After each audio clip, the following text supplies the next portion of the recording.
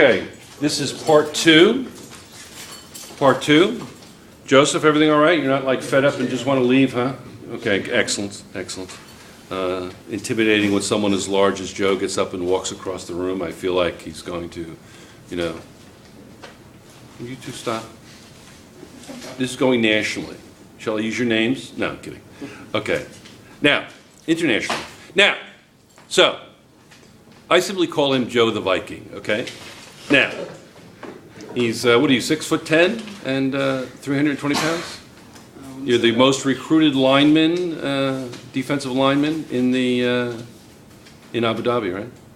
Excellent, excellent, excellent. Okay, now,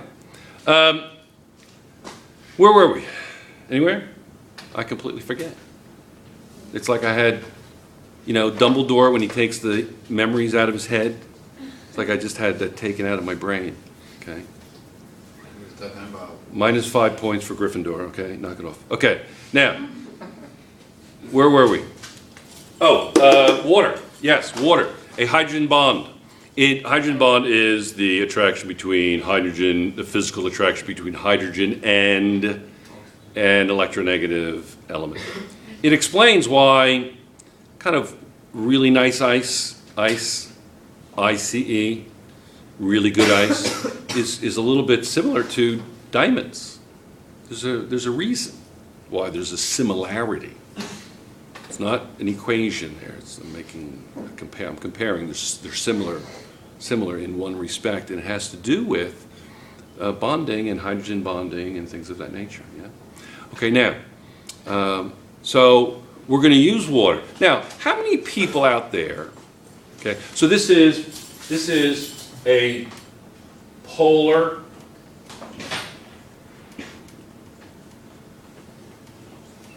molecule. Yes? Polar molecule? Yes? Okay. How many people think that water is so polar it conducts electricity? Raise your hand. Anybody else? You guys don't think so? Or how many people are like afraid to say because I may say you're wrong? Water does not conduct electricity. Isn't that amazing? That's true. Did you think it did? Too much. It's what's dissolved in water that conducts electricity. That's what conducts it. See? And the reason things become dissolved in water is because of the polar nature of water. It literally rips the salts, for instance, sodium chloride. Okay. Is sodium chloride very soluble or just soluble? As a salt goes. It's soluble. It's okay. Yeah, it's soluble. All right, fair enough. But the interesting thing about sodium chloride, between 0 and 100 degrees Celsius, its solubility really doesn't vary much. It doesn't. It really doesn't. Isn't that amazing? Yeah, isn't that amazing? You know what salt varies incredibly with temperature? Incredibly. It goes from 0 degrees as being very not really soluble. Is that confusing enough for you? It goes from 0 degrees being less soluble than sodium chloride to being literally 5-6 times more soluble than sodium chloride at 100 degrees. Potassium nitrate, very soluble. Matter of fact, there's a lot of salts that are more soluble than sodium chloride. Does anybody live in northern climates? Northern climates? Anybody live where there's ice and snow? Yes, yes, absolutely. Missouri, yes, but not as much as Quebec. Quebec, again. Not as much as Quebec. And why do they put salt on the roads? Yeah. So that the trucks don't slip. Yeah. It has to do with something called colligative properties. And I'm going to make this really quick, really brief, okay? Why does calcium chloride work better than sodium chloride? More more soluble? Maybe because of Well, texture? yes.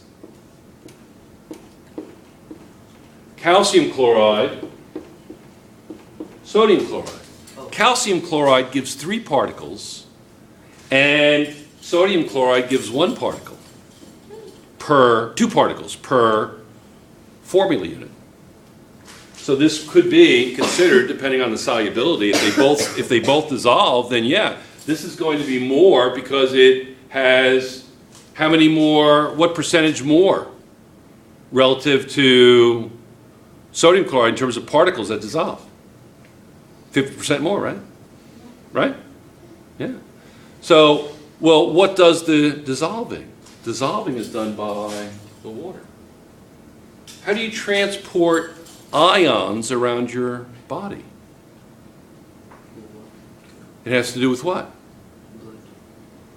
It has to do with water, but it's a little bit more complicated than that because proteins can surround salts to get them into the cell.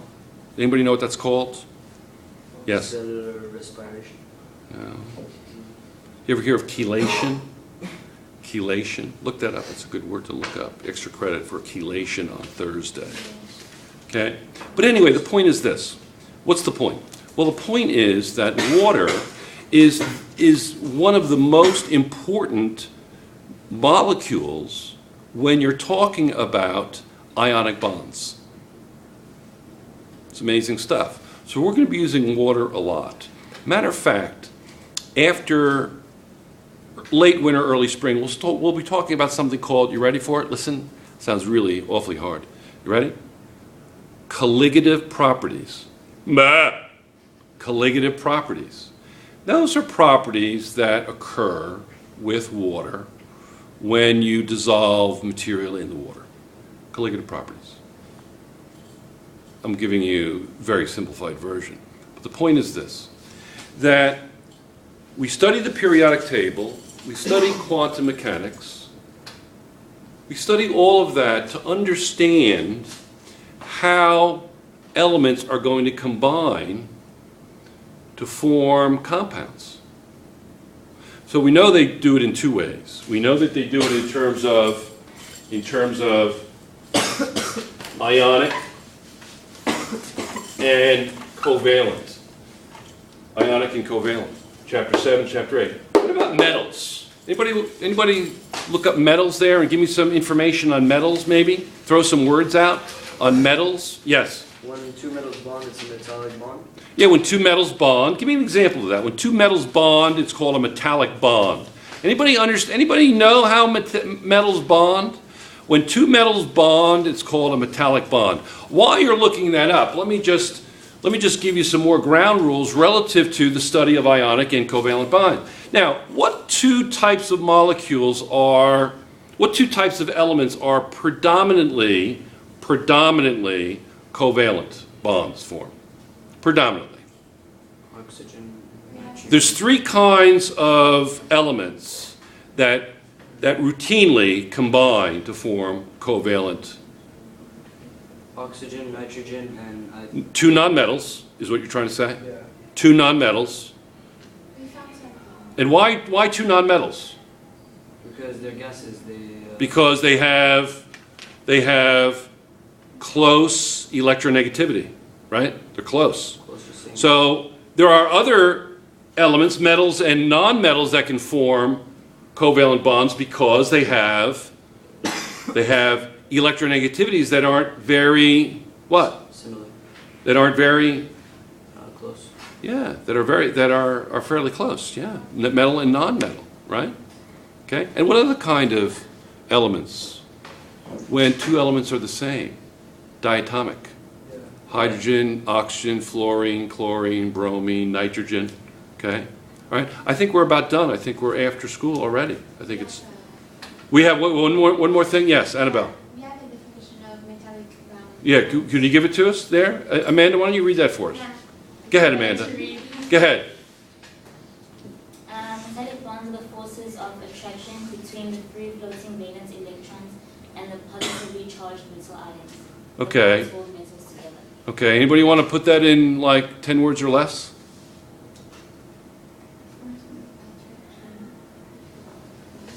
What did you say that was? Say it loudly. I didn't quite hear that. Okay, the forces of attraction. The forces of attraction Between the free floating valence. between the free-floating Valence electrons valence electrons, and what else? and the positively charged metal ions. And the positively charged metal ions, And those bonds hold metals together. and those Metallic bonds hold metals together. metallic bonds hold metals together. Okay? When you say free-floating electrons, what does that give you the impression of? If I have these free-floating electrons, yeah, and I make this positive and this negative, what's going to happen to these free-floating electrons? They're gonna go towards the positive. They're going to be conducted, and that's called electricity. When we study electricity, we will study a lot. We will study metallic bonds, okay? So now we're going to really work on the foundation of all of chemistry. Have a great night.